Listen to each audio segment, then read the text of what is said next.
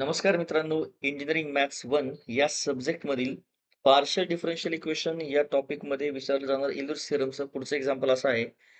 If u is equal to log ब्रॅकेटमध्ये x cube plus y cube minus x square y minus x y square, then prove that x square डॅबा square u divide by डॅबा x square plus 2xy डॅबा square u divide by डॅबा x डॅबा y plus y square डॅबा square u divide by डॅबा y square is equal to -3. आता आपल्याला prove करायचे. तर सगळ्यात पहिलं आपण काय घेतो, जे काय दिलेलं आहे की u is equal to log ब्रॅकेटमध्ये x cube plus y cube minus x square y minus x y square हे आपण आहे तसं घेतो. सगळ्यात पहिलं आता बघा, लॉग आणि एक्सपोनेन्शियल हे एकमेकांचे रेसिप्रोकल असतात, हे तुम्हाला माहिती असेल. लॉग आणि एक्सपोनेन्शियल म्हणजे आपलं स्मॉल तर ते एकमेकांचे रेसिप्रोकल आहेत. मग इकडचा राईट साइडचा जो लॉग आहे, तो जर आपण लेफ्ट साइडला जर घेतला, तर ते काय बनणार, स्मॉल बनणार आणि या ठिकाणचा त्याच्या पॉवरमध्ये येईल. बघा आता या ठिकाणी मी काय करतो स्टेप, इकडचा राईट साइडचा लॉग जर मी तो लेफ्ट साइडला घेतला, तर ते स्मॉल बनणार आहे आणि लेफ्ट साइडचा या च्या पॉवरमध्ये येऊन जाईल आणि मग ब्रॅकेटमध्ये इज इक्वल टू ब्रॅकेटमध्ये हे बाकी सगळं आहे तसं, की x cube plus y cube minus x square y minus x y square. आता यानंतर आपण काय करतो, तर यातल्या एक्सची ही जी पॉवर आहे बघा क्यूब, आता याला आपल्याला कॉमन घ्यायचंय.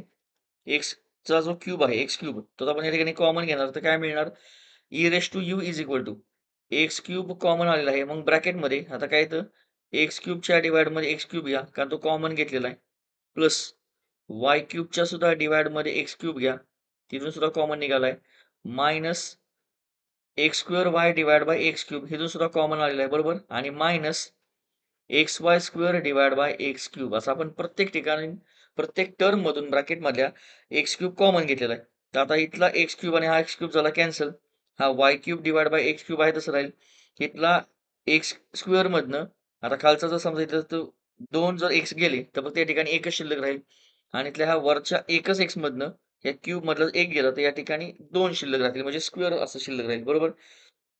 तर आता जे शिल्लक आहे त्याचा लिहून घेऊयात, की e raise to u is equal to x cube ब्रॅकेटमध्ये या ठिकाणी पहिलं काहीच नाही म्हणजे 1 प्लस हे वालं Y cube divide by x cube आहे तसं, मायनस या ठिकाणी आहे वाय डिवाइड बाय एक्स असं शिल्लक आणि मायनस लास्ट आहे Y square divide by x square असं शिल्लक आहे. आता जर आपण हे अजून सिम्प्लिफाय केलं, सिंपल फॉर्ममध्ये लिहिलं, तर काय मिळणार, e raise to u is equal to x cube आणि या ब्रॅकेटमध्ये बघा प्रत्येक ठिकाणी वाय डिवाइड बाय एक्स असंच आहे. मग याला आपण काय घेतो directly F of Y divide by x असं मिळालं. आता या इक्वेशन मधनं आपल्याला जे आपण इल्लर्स थिअरमचं पहिला फॉर्म्युला जो यूज करणार आहे, त्यासाठीच्या दोन व्हॅल्यूज मिळतात. म्हणजे हे जे लेफ्ट साइडला आहे ते बनतं एफ ऑफ यू, म्हणजे आपलं पहिलं फंक्शन, कारण या ठिकाणी यू हे व्हेरिएबल आहे, तर असं आपण एफ ऑफ यू घेतो.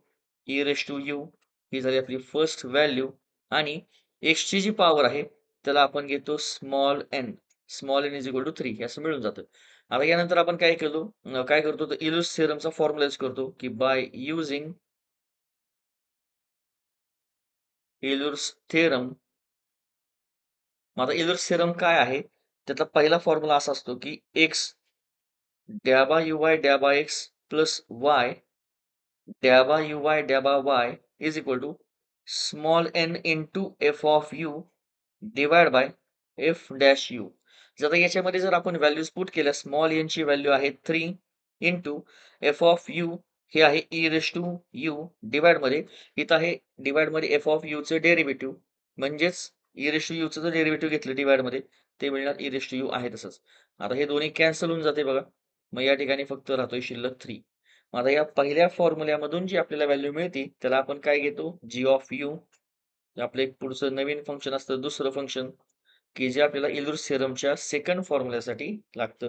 तर आता इल्लर्स थिअरमचा सेकंड फॉर्म्युला काय आहे, तो असतो एक्स स्क्वेअर डॅबा स्क्वेअर यू डिवाइड बाय डॅबा एक्स स्क्वेअर प्लस 2xy डॅबा स्क्वेअर यू डिवाइड बाय डॅबा एक्स डॅबा वाय प्लस वाय स्क्वेअर डॅबा स्क्वेअर यू डिवाइड बाय डॅबा वाय स्क्वेअर इज इक्वल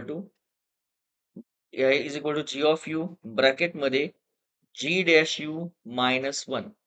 आता फक्त आपल्याला काय करायचं, या ठिकाणी जी ऑफ यू ची व्हॅल्यू घ्यायची आहे. तर या जी ऑफ यू ची व्हॅल्यू किती आलेली आहे, 3 ब्रॅकेटमध्ये त्याचं डेरिव्हेटिव्ह, तर याचं डेरिव्हेटिव्ह काय मिळणार? 3चं डेरिव्हेटिव्ह कॉन्स्टंट आहे, तर ते मिळतं 0. पुढचा -1 आहे तसा. आता हे 3 ब्रॅकेटमध्ये 0 -1 म्हणजे किती मिळणार आहे? तर -1 आणि 3 इंटू -1 तर आपल्याला मिळते 3. तर बघा आपल्याला जे त्यांनी दिलं होतं प्रूव्ह करण्यासाठी -3 तर याची आपल्याला व्हॅल्यू मिळालेली आहे.